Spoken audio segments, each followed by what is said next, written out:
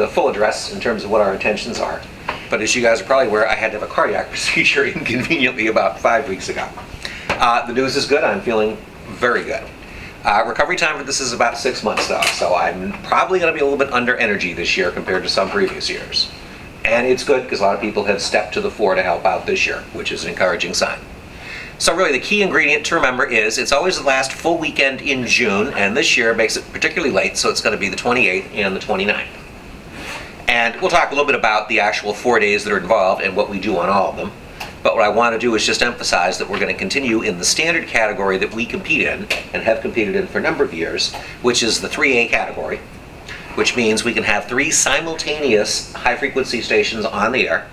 And within that framework of rules, we are also allowed to have a GOTA, or a Get on the Air tent, that specializes in putting newcomers to ham radio or prospective operators on the air. And we'll have a serious effort with that again this year. Plus you also are able to put together a VHF operation, which we will do as well, and still stay within that 3A criteria. It's a nice class to be in.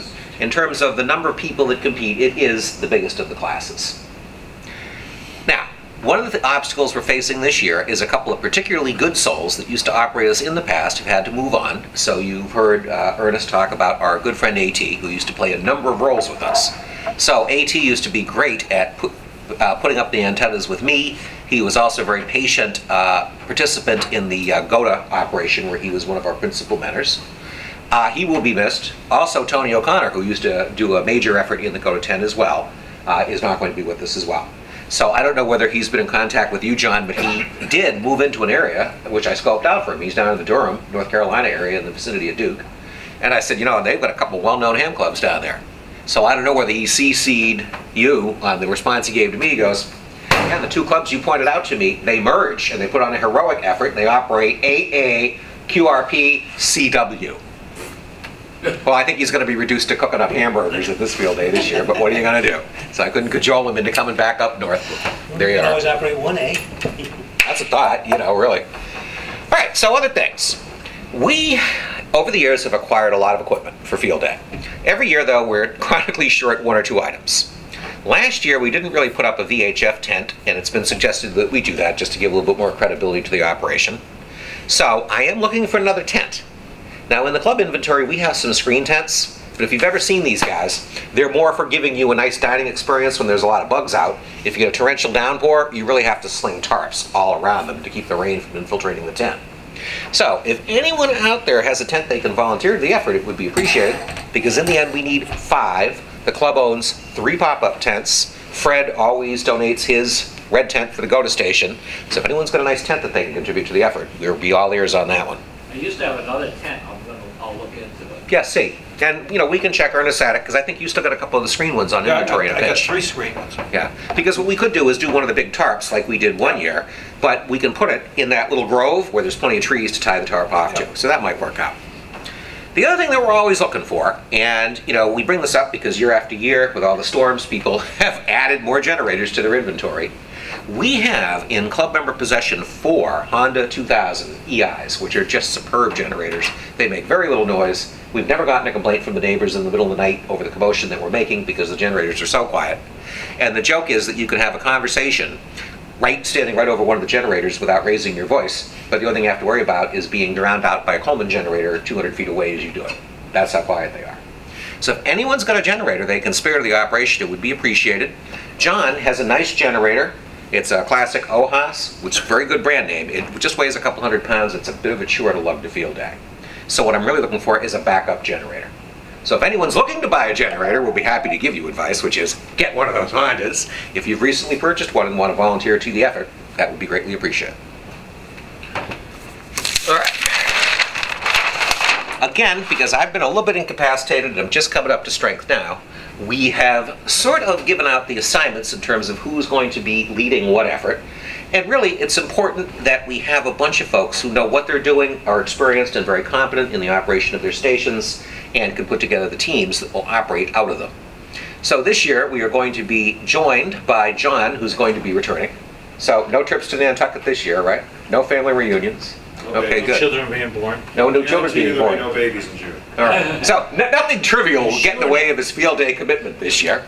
All right. So we will have John head up our 40-meter effort, which has been quite successful in turning over a lot of contacts in recent years. That's going to be sideband station number 1, because we generally divvy it up for the 3 full-time stations as 2 sidebands and 1 CW station. Subject to fluctuation, you know, for time periods or intervals during the event, but that's the basic operation. So in conjunction with sideband tent number 2, which is going to be on 20, 15, and 10, and is going to be used a 3-element beam up on the observatory roof, that effort's going to be coordinated by Adam. We do have a confirmation announcement, though, that this year, and I did get it from the horse's mouth today, we are going to be joined by an operator who has been back and forth over the years between GNARC and ourselves, and that's going to be my buddy Gus, who will be showing up to operate. He operated with us back in 2007, so really it's going to be a combination of effort of both Adam and Gus. In the CW tent operation, that's going to be captained by Andy, who's done a terrific job for us in the last couple of years, joined by a couple other folks. So we do have a guest that's going to be coming from abroad that will be doing some operation with us. And Andy, in the interim, have you been able to get a hold of, is it Gil? I can't remember his name, I'm sorry. Neil? Neil. Oh, Neil. No, I have not contacted him. Okay. So we're looking at probably having 2 operators, possibly adding an additional one, but if there's anyone around here that does operate CW that's interested in volunteering to help out in that effort, that would be appreciated. The big switch this year, though, comes in the GOTA tent, because again, we have 2 guys with nice level and gentle dispositions, in the case of Tony and AT, to run that. Anyone that knows me on field day knows I don't pass that test, but I'll try to be good. And it's going to start off with a combination of myself and Tom, who I just had a discussion with the other night. Tom's going to be available to work with us on setup on Friday and then on Saturday, which is when a lot of the GOTA energy is expended. Chet, who is one of the volunteer examiners, I spoke to just the other day to make sure he was coming, and he's volunteered to help out there as well. But we could use additional assistance because the GOTA effort is a lot of work. It's very satisfying, though, because it does put a lot of people on the air for the first time, gives them an idea of what field day is all about, and also overall contributes to the points that we score. The last station that we'll be having this year will be a VHS station, and it's a little bit up in the air in terms of who will be joining that effort. But our club president, John, has volunteered to be one of the active operators, and we just have to assemble a couple other people around him to make that team come to fruition. There aren't going to be a ton of changes from last year, but we are going to be doing a couple of things to save some energy. So last year, we made a point to muster and deploy every beam we could find. Noble effort, but really it didn't result in a lot of incremental points. So what we're going to be reverting to in terms of real Yagi beams is going back to the 1 beam for the CW tent scenario, so they can get on with a gain antenna, and use the other one for sideband operation number 2, where they get on 20, 15, and 10. Food arrangements. Food arrangements were perfect last year. It's difficult to improve upon perfection, but we're still going to encourage people to bring some food. We're thinking of implementing some interesting incentive plans to get people to contribute to that effort. The board is in the process of debating these now. But if you can bring a dish, that would certainly help add to the variety. The club does purchase a certain amount of food, but we always like to embellish that by people bringing in some home dishes. My wife will be making her annual chili. Now, the days that are involved are always interesting. So do understand that we operate on Saturday and Sunday. The operating period is sort of a 24-hour sprint from 2 o'clock in the afternoon on Saturday until 2 o'clock in the afternoon on Sunday. But if you only show up for the operating hours, what you don't notice is the tremendous amount of work that goes into doing the setup, which starts really early in the morning up on the museum grounds on Friday. So if you're puzzled as to where you might fit in, and you want to come join us for Friday to see what setup is all about, it's a lot of fun. And what you'll see me doing, and possibly one other member doing, is firing off our tennis ball cannons to put up the antennas. And guys, if you've never seen one of these things in action, I swear to you, it's worth the price of admission alone just to see the gun go off. All right? Fortunately, you're not charged. The other aspect of it is we have setup on Friday, we have teardown on Sunday. Now, really, we're always encouraged by the people that donate their time and their effort. But I will encourage anyone that wonders if they can usefully apply themselves on field day to at least help us with the teardown on Sunday. Because I will tell you that the bulk of the effort has fallen upon the people that have operated, in many instances, 18 hours straight. And let me tell you, we're pretty incoherent at that point. So even if you're just in a position to give us a couple hours where you come by on Sunday and watch the last couple of hours of operation and help us do the teardown, that would be gratefully appreciated. tear down doesn't take that long. It's a No, little less if we than- have a halfway decent crew, we can get it finished in an hour and a half, 2 hours. So what we're going to do is, and Andy came up with this suggestion, we're going to take the car keys of everybody who shows up, we're going to thread them through one of the antennas, raise the antenna, and then that's the last antenna we're going to bring down. So if you want to be able to leave, that, and we're not going to give you the antidote until... Okay. And I would just like to add one more point, and that has to do with my dual role in running this operation. Everybody here is well behaved. I don't recall having a problem with any of you. Every now and then, though, there will be some interesting experiences on field day. So I just want to explain to you, we get this site on an annual basis because initially our club president, wife, used to work at the Museum of Nature Center for Mr. Gideon, who used to be the former president of that operation. What then happened is they moved out of town. Fred maintained a couple connections with the guy that runs the observatory up there, Charles Scoville, as do I, because I eventually joined the observatory club and am one of the volunteers that helps run the telescope.